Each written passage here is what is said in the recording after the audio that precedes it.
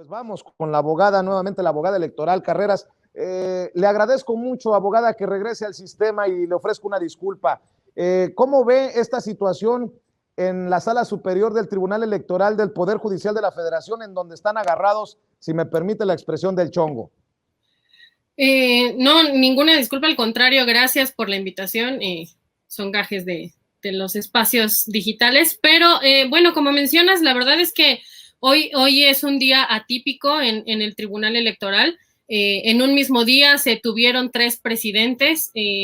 Esto no había pasado antes, por lo menos no en la historia reciente de este órgano que se asume como el defensor de la democracia, pero que a raíz de ciertas determinaciones pues ha dejado mucho a deber, ¿no?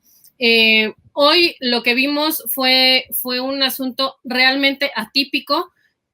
Fue por lo menos un albazo en el cual se introdujo un tema que no se encontraba establecido en el orden del día y que además habrá que revisar muy detenidamente respecto a los detalles, al fundamento legal con el cual realizan esta modificación.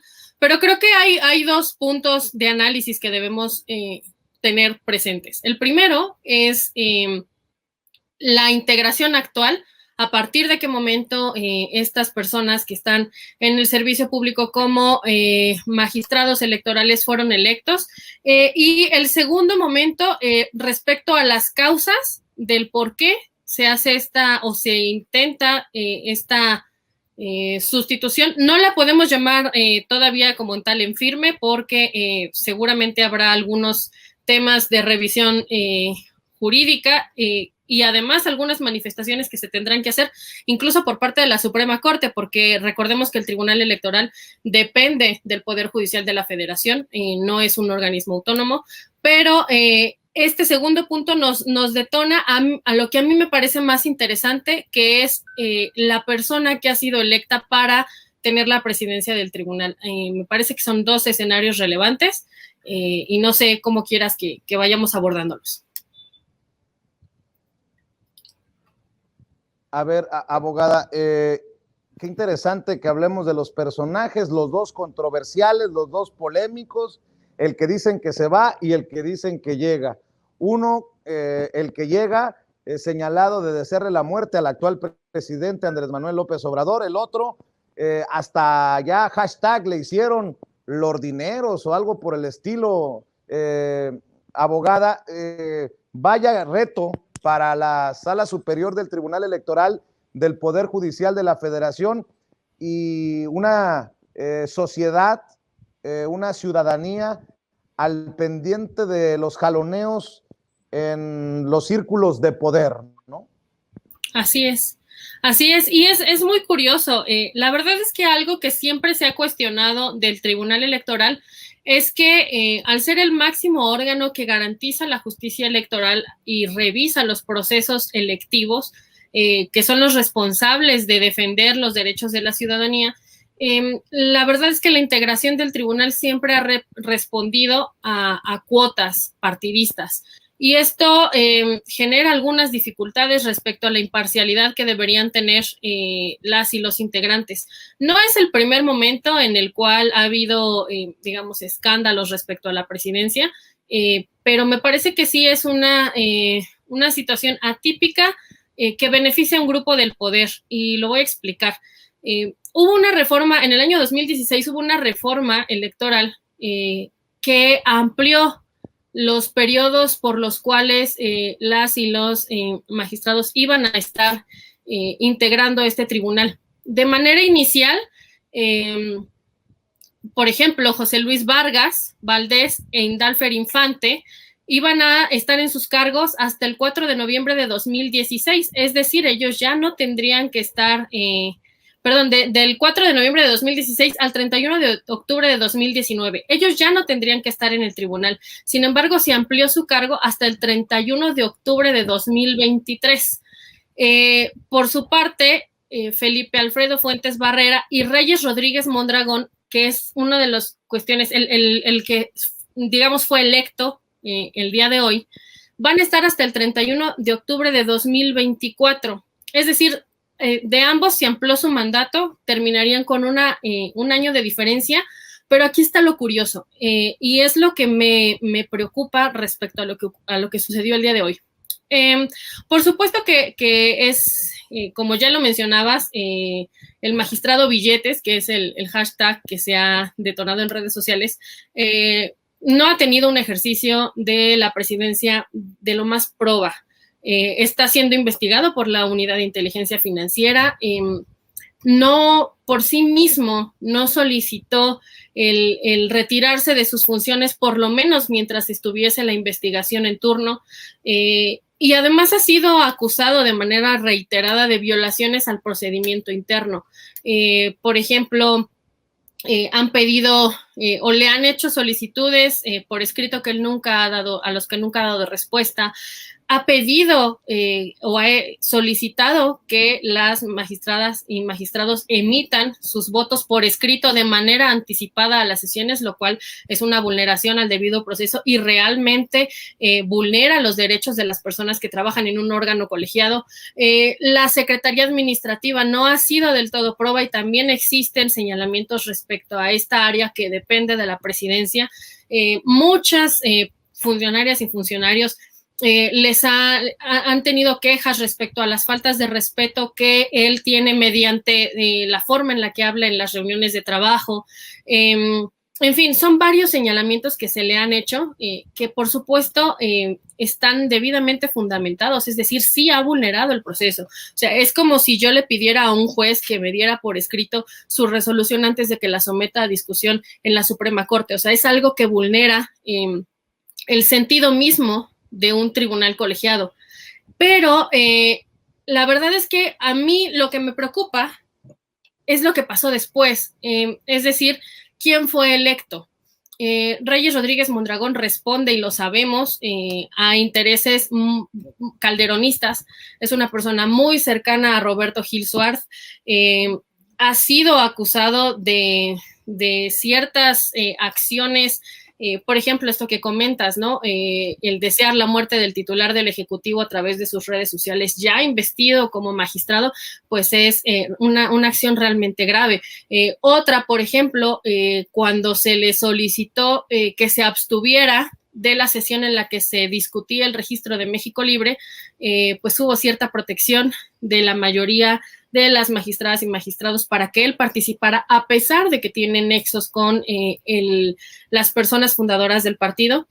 Pero a mí me preocupa todo lo que ocurrió hoy porque si lo leemos de manera, digamos, un poco más fría, el actual presidente terminaría sus funciones hasta el año 2023.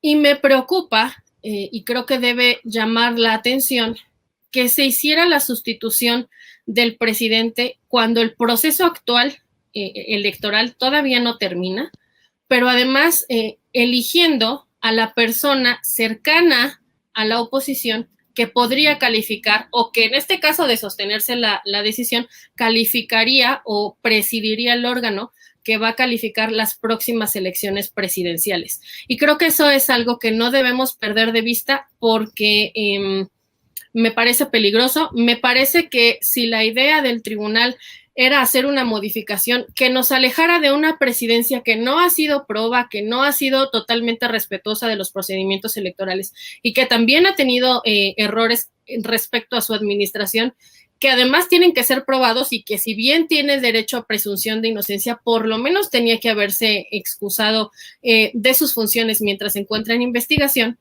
También es cierto que no eligieron a la persona más apta, ¿no? O sea, una persona que incumple con la investidura de respeto y de solemnidad que deben tener los magistrados, incluso en redes sociales, es algo que a mí me parece muy preocupante y de lo que tendremos que estar muy pendientes porque me parece que podría someternos a un escenario un poco caótico en las elecciones de 2024. Abogada, ¿y el papel que pueda jugar, por ejemplo, un Arturo Saldívar, un ministro Arturo Saldívar, cuál podría ser para evitar abusos, para evitar irregularidades en estos casos? Pues yo creo que aquí más bien, más que Arturo, tendría que ser el Consejo de la Judicatura. Creo que se tendría que revisar exactamente cuál fue el procedimiento que ahora se realizó, recordando que además el Tribunal Electoral del Poder Judicial de la Federación, si bien es cierto, depende del Poder Judicial, es la instancia máxima respecto a las decisiones que toma en materia electoral y a la autodeterminación. Yo creo que aquí va a ser, ya lo mencionabas tú en lo que en la introducción previa que hacías, va a ser un tema literalmente de revisiones y de litigio que incluso pudiese llegar a ser constitucional. Por supuesto, el presidente o quien era el presidente hasta el día de hoy, pues ha dicho que él sigue en funciones. José Luis Vargas emitió el mensaje que ya compartías y ha señalado algunas podrían ser deficiencias en el proceso del día de hoy. También se tendrán que revisar, por supuesto, la forma en la que actuaron. Habrá que ver también que tenga que decir la magistrada Mónica Aralí Soto, porque además algo que es importante es que todos los procedimientos por los cuales funcionan los tribunales, incluso ahora en la pandemia, son aprobados de manera colegiada. Es decir, la vía de comunicación mediante la cual se convocan, se transmiten las sesiones del tribunal fueron acordadas previamente por el Pleno y hasta donde entendemos, la vía de transmisión no fue ni la acordada ni se dan por convocados dos magistrados.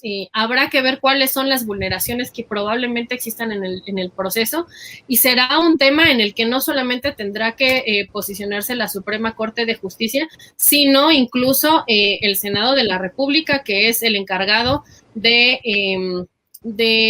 pues retomar la protesta, ¿no? De las y los magistrados. Creo que va a ser un tema que va a estar dando mucho de qué discutir, por el cual tenemos que hacer una revisión de los fundamentos mediante los cuales lo hicieron de manera muy pues específica, pero la verdad es que, a decir razón, me parece que el tribunal queda mal, me parece que el procedimiento mediante el cual lo hicieron no fue necesariamente el más aseado. Yo creo que incluso podían haber esperado a una próxima sesión en la cual este tema se pudiese discutir. Habrá que ver también si era el tema de una sesión pública, es decir, temas de legalidad, o si era un tema administrativo, que bueno, también habría requerido que se convocara de manera distinta e incluso que fuese una transmisión que no se hiciera pública. A mí me parece que las magistradas y los magistrados, la magistrada, en este caso Yanino Tálora y el resto de los acompañantes de esta propuesta, aprovecharon este momento para hacer público algo que probablemente se había tenido que resolver de manera privada, pero entiendo un poco tal vez que el sentido de que hicieran esto fue pues darle un poco de validez a la luz pública.